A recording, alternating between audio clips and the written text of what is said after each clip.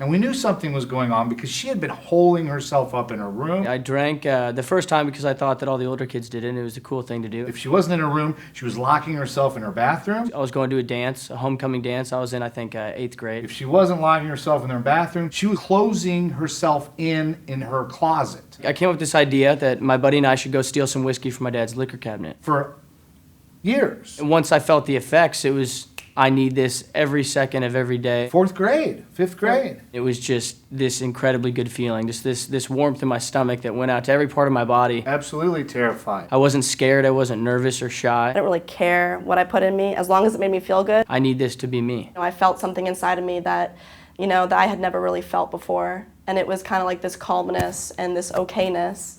And, it just kind of like clicked.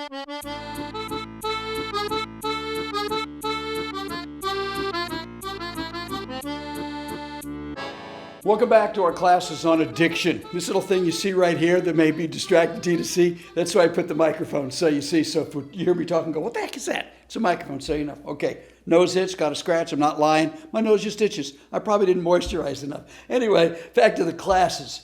I just introduced you to some fine people. They want to be a part of this series. Now, these teenagers who saw this, they saw the first 3 classes, and they said, Mr. Naster, we want to be a part of this. We want to help other teenagers. Maybe we can offer them some insight. They can see what we went through so we could help them. That's a beautiful thing about You Just Have to Laugh in these Naster classes. These people want to be a part of this. They want to help other people because you know the premise of You Just Have to Laugh. We want to heal we want to heal our emotional wounds one laugh at a time, one smile at a time if we can. So that's what's going on here. And the reason I'm showing these people to help you about addictions and teenage addictions and that, because that great quote by Einstein, you've heard me say so many times if you watch these other classes. Example is not another way to teach. It's the only way to teach. Hopefully by watching other people, something connects with you spiritually, emotionally, intelligently, where you go, ooh, something's going on here. I'm that person. Maybe I can get to that point.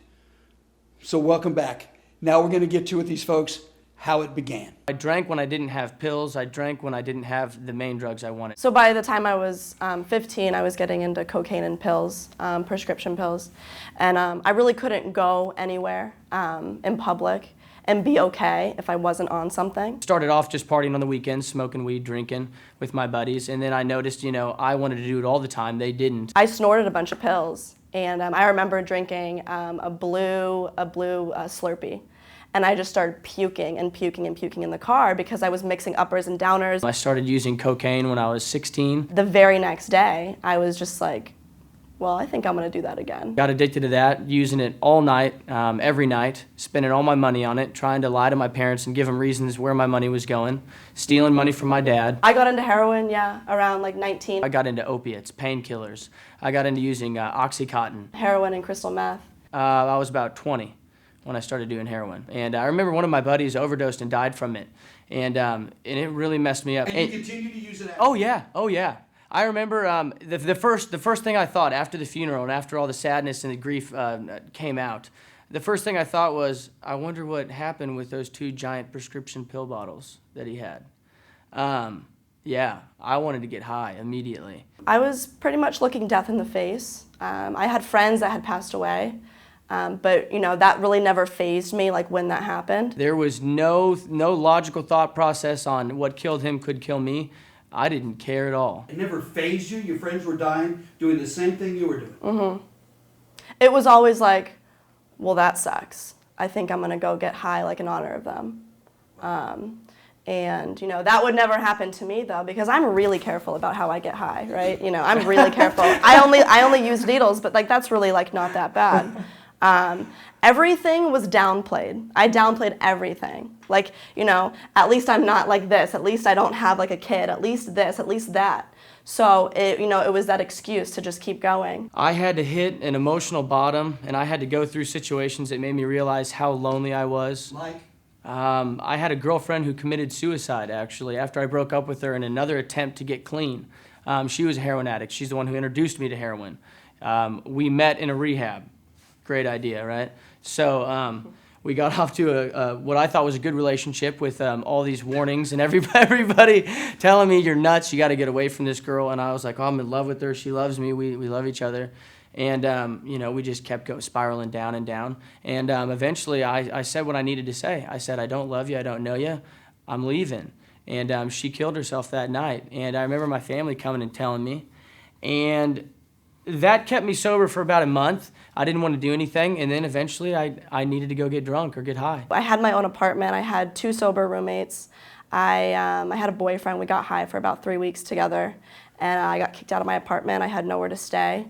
I lost everything, not just my family and a place to stay, but I lost everything inside. I had no idea who I was. I was so lost. I had never felt that before. Oh, I was homeless. Yeah, I got kicked out of another homeless, another shelter that I was in, and I had to go live in the Salvation Army for about 6 months, and I continued to get high in there. Trying to put on this facade that I was here. I am this rich kid from a good suburban area, and I have all these thugs and these guys who grew up on the streets and grew up learning how to sell drugs and everything, and I'm trying to convince them that I'm this bad boy. And my dad comes to visit me on Sunday and pulls up in a Lexus Big Body, as they called it, and I was like, well, I'm found out now. They know I'm just a rich kid. So that was a moment that I hit this low where I realized, I was in a place that I shouldn't be in. In the next class coming up, they're going to start talking about the emotions that got them involved, that got them into this, that got them to their addiction, to their drinking, to their drugs. And I want to tell you something. I haven't forgot the promise I made in the very first class, that I'm going to tell you about why I'm doing this and about what I went through and why I know what they're talking about and I know what I'm talking about because I went through. But that's not coming up for a few more classes. I just want you to let you know I haven't promised. See you at the next class. Stay amused. Keep thinking and watch these. I'm going to tell you this, if I may, before we get out of here. If you know somebody that this will help on addictions, have them watch these. For goodness sakes, they're free. We want to help other people. So please share them. Think amused. Think amusingly. Think funny. Keep laughing. Have a great time. I think I need some espresso, quite frankly. See you at the next class.